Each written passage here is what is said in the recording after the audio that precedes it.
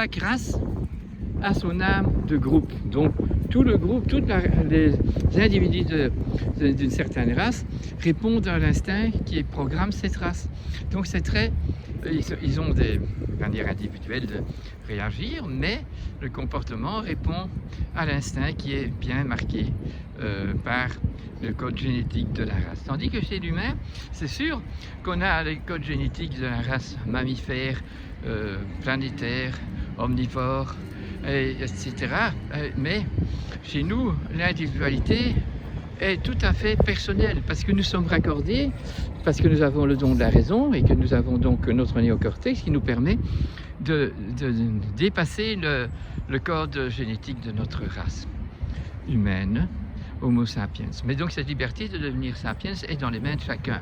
Ce qui a ainsi dire que le petit humain, quand il naît, eh bien, il va dépendre très fort de ses parents, et de toute la famille, et de l'environnement, puisque ce n'est pas comme les animaux, quand ils vivent dans leur endroit ou quand ils sont domestiqués et que les humains ont bien retenu l'art qu'il fallait pour apprivoiser chaque animal, et jusqu'au moment où on avait de belles petites fermes et des animaux qui avaient un travail à faire avec l'humain, puisque le berger allait avec ses moutons et le chien berger, le chien Saint-Bernard était dans le haut de la montagne, dans le froid, à garder la nuit les veaux et les vaches et rechasser les loups. Et donc ils avaient un ouvrage correspondant, et donc l'épigénétique était bonne, et donc ils avaient une longévité facile de 18 ans, et les chats libres, une longévité facile de 25 à 30 ans, mais ils se nourrissaient comme il fallait, l'épigénétique était correcte. Enfin, nous sommes maintenant dans une société qui n'a plus suivi depuis bien longtemps les règles de l'art de vivre, et nous avons donc transmis, pas encore génétiquement, parce que c'est bien avec les plantes qu'on transforme le génome, mais nous avons transmis, nous avons décodé, si vous voulez, la façon de vivre, et nous vivons tellement loin de l'art de vivre que tout plein de maladies nous sont mises dans nos mémoires de nos cellules, parce que les générations précédentes n'ont pas fait leur devoir. Et donc c'est maintenant à nous de faire notre devoir, et un devoir difficile puisque nous devons réparer des choses qui ont des racines dans des générations précédentes. C'est pour ça que il faut que nous débattions avec des gens sains et sages qui savent encore vous donner l'art de vivre pour chaque animal et aussi pour nous-mêmes. Maintenant le drame c'est que les gens sont devenus adultes, les humains sont devenus adultes, mais pas sages, et ils sont infantilisés, et maintenant même ça me fait mal au cœur quand j'entends tout ce qu'on va faire pour vacciner les enfants. Mais alors ils sont encore innocents, ils n'ont pas encore passé la puberté, qu'on va les transformer dans leur génome, parce que ça c'est ce qui se passe maintenant avec cette espèce de vaccin qu'on appelle un vaccin, mais de nouveau un mensonge, parce que c'est pas vraiment un vaccin. Nous devons faire et nous informer d'une façon sage et intéressante par des vrais scientifiques qui ne sont pas vendus et qui n'ont pas de profit d'affaires dans toutes ces choses-là. Et moi, ça me fait très mal au cœur de voir que les enfants, toujours innocents, s'ils n'ont pas des parents sages, ils vont tomber dans le même moule de dégénération de notre société qui n'a plus de civilisation. On n'est plus civilisé, parce qu'une civilisation ça allait avec un art de vivre et des rituels et des accords avec le terroir. Maintenant on a tout dépassé, et nous sommes comme un cerf-volant qui va à la façon dont le vent souffle, et c'est ce qui ne devrait pas être le cas, puisque nous sommes responsables. Nous avons un but existentiel dans notre vie, nous avons un devoir, une vocation, et c'est ce qu'on doit essayer de chercher pour rendre ce monde meilleur et permettre aux enfants de grandir sans être pénalisés par des actions complètement folles de notre société, économiquement, lucrativement rentable, mais plus du tout dans la dévotion notre magnifique planète et à notre si beau devoir qu'il nous aime donner quand on était encore une étincelle de l'éternité. Oui, oui, les petits fillots ont 12 jours aujourd'hui. Je prends un par hasard. J'espère que je vous le mets bien dans la vie. Hein? Ils pèsent tous plus que 1 kilo.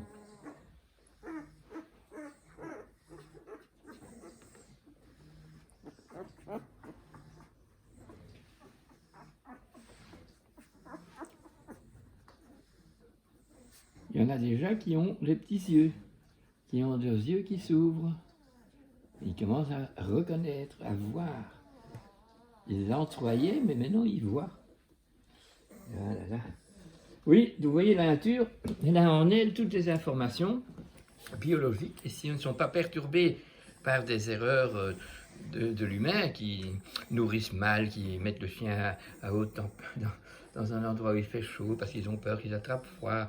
Hein, vous voyez, donc, si on est tellement adorable, on adore la nature, la création, et on est humble parce qu'on est simple et on sait qu'on doit tout apprendre. Alors, tout se passe d'une façon très naturelle. Alors, c'est naturel puisqu'on n'a pas contrarié le naturel. La chienne, ben oui, elle sait par elle-même, parce que c'est dans son code génétique, elle sait comment elle doit faire avec les petits. Mais il y a des problèmes puisqu'on n'est pas dans la bonne épigénétique, puisque normalement, quand une chienne a des petits, toutes les chiennes participant à la meute ont du lait dans les mamelles. Donc, la chienne alors accepte sans aucun problème que les autres chiennes allaitent et transportent le petit quand on doit déménager parce qu'on est des nomades. Mais une fois qu'on est domestiqué, c'est à l'humain de prendre en charge l'alternative de ce que veut dire être apprivoisé. Donc, comme je suis sédentaire, moi, et j'habite dans le nord de l'Europe, eh bien, je sacrifie mon cochon qui a été bien nourri, qui a vécu dans une fermette avec tout plein d'autres animaux. Eh bien, je vais en faire du jambon fumé et salé qui va être excellent pour passer la période où on ne devrait pas être ici, puisqu'on est des nomades. Donc à partir de septembre, on serait déménagé à un endroit avec les hirondelles où on a toujours les fruits et les légumes au soleil, et donc toujours impossible d'avoir du beriberi, manque de vitamine B, ou de le manque d'acide ascorbique, et donc on n'a pas de scorbut. Eh bien, mais ça c'était donc tout à fait artisanal, les gens le faisaient parce qu'habitant ici, sa tradition, et c'était une civilisation qui savait qu'il fallait cueillir les sureaux quand ils étaient mûrs pour avoir du sirop de sureau, pour passer le cap de ce moment où nous n'avons pas d'aliments crus, à manger cru en dehors du repas, parce que le repas c'est pas cru, c'est cuisiné, c'est fait avec une connaissance, un art de savoir utiliser le four, le feu, qui est le soleil domestiqué, donc qui est d'accord de répondre à notre demande, si nous au moins on ne le transforme pas à des folies qui sont les fours à micro-ondes ou bien les plaques à induction, où justement on va voler la chaleur du soleil par les ondes magnétiques dans la plaque à induction ou dans les ondes les micro-ondes qu'on a dans le micro-ondes, et qui donc font que toutes les notions solaires, donc que l'aliment qu'on a est encore vivant, il a encore sa force tellurique, sa force éthérique, sa force astrale, et donc on emploie ces forces-là pour faire la chaleur. Donc toute la communication que veut dire le yin, le yang, eh bien tout ça est parti, et nous mangeons comme si nous avions acheter du McDonald's ou acheter des produits passés à cette industrie complètement folle qui emploie les hautes températures et qui peut employer des détritus pour refaire des aliments. Donc, si nous pouvons voir avec un esprit clair les erreurs auxquelles nous sommes participants, puisque la persuasion clandestine depuis la Deuxième Guerre mondiale est magnifique. Et c'est ce qui se passe aujourd'hui avec les vaccins et tout. on va vous persuader que les vaccins ont sauvé les épidémies. Mais quand vous allez faire vraiment l'histoire, que vous allez au détail et que vous voyez, c'est un mensonge, énorme mensonge. Il n'y a jamais un vaccin qui a guéri d'une épidémie. L'épidémie se guérit par elle-même quelque part. Évidemment, il y a des malades et des morts et tout ce qui se passe. Mais le vaccin n'a qu'augmenté la polémique. Et nous avons donc tout plein de maladies vaccinales. Nous avons eu au moment de la Newhouse syndrome, le syndrome de la nouvelle maison après la Deuxième Guerre mondiale, quand tout a été démoli et qu'on a reconstruit d'une façon plus du tout selon le terroir, selon la tradition, et bien partout c'est devenu du béton, du gibroc, et donc les enfants ne pouvaient plus aller les pieds nus dehors. Donc on a cassé toute cette logique biologique qui faisait qu'on était dans le défi et que donc c'était sa maman, on n'avait pas désinfecté le sein avant de faire ça. Mais maintenant, quand on a des vaches et qu'on les nourrit mal et qu'on les met à des machines pour tirer le lait, eh bien, on met des produits désinfectants et puis les mamelles ne sont pas tenues par la main d'un humain qui, pendant qu'il traite Marguerite, il ne traite pas Joséphine. Et donc ce rapport social était présent. Donc les deux niveaux verticaux, de celui qui tombe du ciel et qui descend avec ses valeurs spirituelles et celui qui monte du sol, qui nous donne les valeurs telluriques et les valeurs de la nature elle-même, du corps si vous voulez. Alors le spirit, ça vient par en haut, mais ça, nous devons l'amener par des réflexions qui sont valables et pas par des persuasions, parce que si vous êtes persuadé qu'en achetant de la vitamine C, vous faites du bien. Non, c'est en mangeant en crudité hors du repas des fruits et des légumes qui contiennent ces éléments-là et qui alors ont tout leur pouvoir quand ils sont mâchés et avalés, tandis que si on les prend en formule chimique, ben, nous avons une réduction de la formule qu'on a dans le biologique, et donc la formule chimique, elle est même dominante, elle va prendre la place des bonnes choses si on mange encore des bonnes choses. Mais nous avons perdu toute la relation et nous sommes persuadés que ce qu'on fait, des bâtiments qui ont 100 mètres de haut et qui sont faits en bunker, et que c'est bon, et que les éoliennes qui démolissent, qui exterminent. Nous sommes des exterminateurs et il faut le voir. On extermine la fièvre. Tandis que ceux qui sont dans la biologie savent que la fièvre est nécessaire et qu'il faut la nourrir et faire les choses telles quelles, que ça ne devient pas une hyperthermie. Nous avons toutes ces connaissances-là et les analphabètes les avaient déjà. Et maintenant, dès qu'on est devenu bête alpha, on dit qu'on va guérir par un vaccin, qu'on va guérir par des produits chimiques et que non, nous devons devenir des humains. Nous devons de nouveau être modestes et savoir que depuis un siècle, il n'y a plus rien de ce qu'on a fait qui va être bon pour raconter dans les livres d'histoire. On ne pourra pas laisser une pyramide qui a été faite par des gens à la main. On ne pourra pas raconter, donc on aura démoli tous les patrimoines que nous avons dans tous les sites, dans tous les sites de notre planète. Non, la planète sera partout plein d'éoliennes, plein de panneaux solaires, plein d'un panorama qui est celui qu'on pourrait trouver sur la Lune, mais c'est dommage pour la Lune qu'elle va servir à ça, tandis qu'elle veut nous donner une lumière froide et claire pour qu'on discerne les choses bien, parce que le discernement, c'est dans le mental de l'humain, et le discernement, on peut le faire quand on est quand on réfléchit, et la lumière de la Lune, c'est la réflexion du Soleil. Elle est froide et qui nous permet alors d'être loin de notre ressenti, de notre émotion hystérique, qui fait qu'on peut voir les choses telles qu'elles sont, et alors on sait savoir que injecter à des gens en bonne santé, à des enfants qui sont innocents et qui, dans cette maladie-ci, ne savent pas avoir la maladie puisqu'ils sont comme les animaux, ils sont innocents. Donc ce virus-ci vient à mettre en considération que celui qui va être atteint, et selon la gravité de son atteinte, c'est d'avoir passivement ou activement participé à cette dénaturation, à cette économisation qui a fait perdre tout ce qui était beau et tout ce qui est en liaison et tout ce qui se recycle.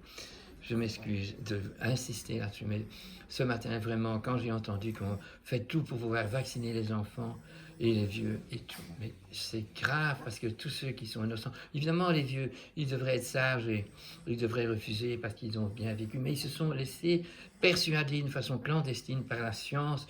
Et la science, maintenant, ceux qui nous forment quand on sort de l'université, on est formaté, on n'a plus de réflexion, on n'est plus humain. on exige que notre pouvoir de nomination de spécialistes d'une ou d'une autre situation dans la connaissance moderne, que ça c'est la vérité. Et donc on n'a plus d'ouverture vers la vérité et on ne sait pas voir dans la réalité ce qui est pervers, ce qui est à côté de l'amour universel. Chez les animaux, chaque race a son âme de groupe. Donc tout le groupe, les individus d'une certaine race répondent à l'instinct qui programme cette race. Donc c'est ils ont des manières individuelles de réagir, mais le comportement répond à l'instinct qui est bien marqué par le code génétique de la race. Tandis que chez l'humain, c'est sûr qu'on a le code génétique de la race mammifère, planétaire, omnivore, etc. Mais chez nous, l'individualité est tout à fait personnelle parce que nous sommes raccordés, parce que nous avons le don de la raison et que nous avons donc notre néocortex qui nous permet de dépasser le code génétique de notre race humaine, Homo sapiens. Mais donc cette liberté de devenir sapiens est dans les mains de chacun. Ce qui a ainsi dire que le petit humain, quand il naît, eh bien, il va dépendre très fort de ses parents, et de toute la famille, et de l'environnement, puisque ce n'est pas comme les animaux, quand ils vivent dans leur endroit ou quand ils sont domestiqués et que les humains ont bien retenu l'art qu'il fallait pour apprivoiser chaque animal, et jusqu'au moment où on avait de belles petites fermes et des animaux qui avaient un travail à faire avec l'humain, puisque le berger allait avec ses moutons et le chien berger. Le chien Saint-Bernard était dans le haut de la montagne, dans le froid, à garder la nuit les veaux et les vaches et rechasser les loups. Et donc ils avaient un ouvrage correspondant. Et donc l'épigénétique était bonne, et donc ils avaient une longévité facile de 18 ans, et les chats libres, une longévité facile de 25 à 30 ans, mais ils se nourrissaient comme il fallait, l'épigénétique était correcte. Enfin, nous sommes maintenant dans une société qui n'a plus suivi depuis bien longtemps les règles de l'art de vivre, et nous avons donc transmis, pas encore génétiquement, parce que c'est bien avec les plantes qu'on transforme le génome, mais nous avons transmis, nous avons décodé, si vous voulez, la façon de vivre, et nous vivons tellement loin de l'art de vivre que tout plein de maladies nous sont mises dans nos mémoires de nos cellules, parce que les générations précédentes n'ont pas fait leur devoir. Et donc c'est maintenant à nous de faire notre devoir, et un devoir difficile puisque nous devons réparer des choses qui ont des racines dans des générations précédentes. C'est pour ça que il faut que nous débattions avec des gens sains et sages qui savent encore vous donner l'art de vivre pour chaque animal et aussi pour nous-mêmes. Maintenant le drame c'est que les gens sont devenus adultes, les humains sont devenus adultes, les passages et ils sont infantilisés, et maintenant même ça me fait mal au cœur quand j'entends tout ce qu'on va faire pour vacciner les enfants. Mais alors ils sont encore innocents, ils n'ont pas encore passé la puberté, qu'on va les transformer dans leur génome, parce que ça c'est ce qui se passe maintenant avec cette espèce de vaccin qu'on appelle un vaccin, mais nous devons un mensonge parce que c'est pas vraiment un vaccin. Nous devons le faire et nous informer d'une façon sage et intéressante par des vrais scientifiques qui ne sont pas vendus et qui n'ont pas de profit d'affaires dans toutes ces choses-là. Et moi, ça me fait très mal au cœur de voir que les enfants, toujours innocents, s'ils n'ont pas des parents sages, ils vont tomber dans le même moule de dégénération de notre société qui n'a plus de civilisation. On n'est plus civilisé parce qu'une civilisation ça allait avec un art de vivre et des rituels et des accords avec le terroir. Maintenant on a tout dépassé et nous sommes comme un cerf-volant qui va à la façon dont le vent souffle. Et c'est ce qui ne devrait pas être le cas puisque nous sommes responsables. Nous avons un but existentiel dans notre vie, nous avons un devoir, une vocation et c'est ce qu'on doit essayer de chercher pour rendre ce monde meilleur et permettre aux enfants de grandir sans être pénalisés par des actions complètement folles de notre société économiquement, lucrativement rentable, mais plus du tout dans la dévotion à notre magnifique planète et à notre si beau devoir qu'il nous aime donner quand on était encore une étincelle de l'éternité. Pour le contraire, c'est une société vraiment différenciée de la logique de la vie. Donc le biologique est fini et l'acceptation de son état est aussi finie. Nous voyons que dans son état biologique, génotypique par exemple, de la façon dont maintenant la médecine n'est plus une médecine qui guérit, qui est curative, elle est intervenante et elle fait tout plein de choses. On a des spécialistes qui peuvent rendre un garçon une pseudo-fille ou une fille un pseudo-garçon, et qui vont donc subir des opérations pas pour leur santé, mais pour avouer vraiment le refus de son identité notre réalité biologique, donc de notre génotype fondamental. Et donc c'est la médecine qui maintenant intervient là-dedans et ça nous met devant des grandes complications aussi, puisque c'est maintenant mondialement que ça se fait, hein, et donc comme tout ce qui est assimilation artificielle et tout ça, le non-refus, le refus total de ne pas accepter certaines problématiques qui font alors que l'homme qui refuse de devoir suivre la logique de la naissance, eh bien, va faire que la médecine a découvert, inventé, c'est pas des découvertes, a inventé des moyens pour changer le mode génétique de nos humains, et bien sûr chez les animaux ça se passe déjà aussi dans le sens qu'on va castrer pour grossir et ainsi de suite. Donc toutes ces choses-là font que nous avons un but plus existentiel en tant qu'humain et plus biologique non plus, et ainsi on peut intervenir comme on veut et on doit alors légiférer ça. Alors comment faire pour les juristes quand il faut faire une loi qui explique que nous avons maintenant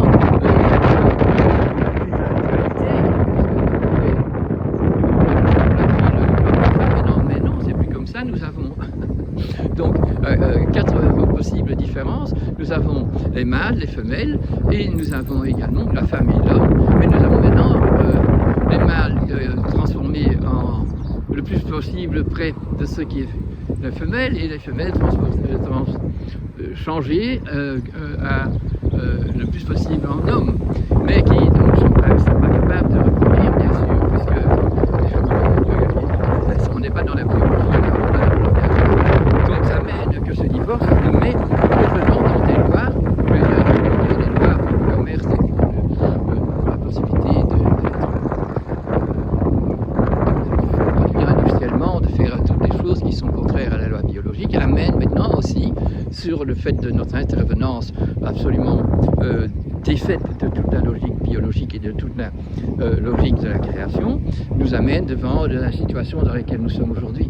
C'est donc dommage, quelque part, que nous n'avons pas suivi l'ordre de la vie.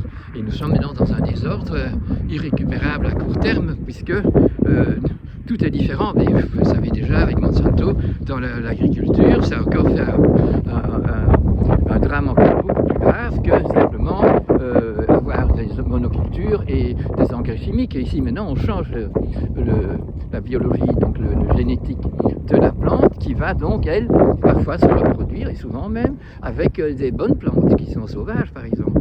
Nous mettons vraiment prac à prac, et on dit ça que c'est scientifique. Non, c'est une science d'invention qui a fait la dérive de la science de la découverte, où les scientifiques sont des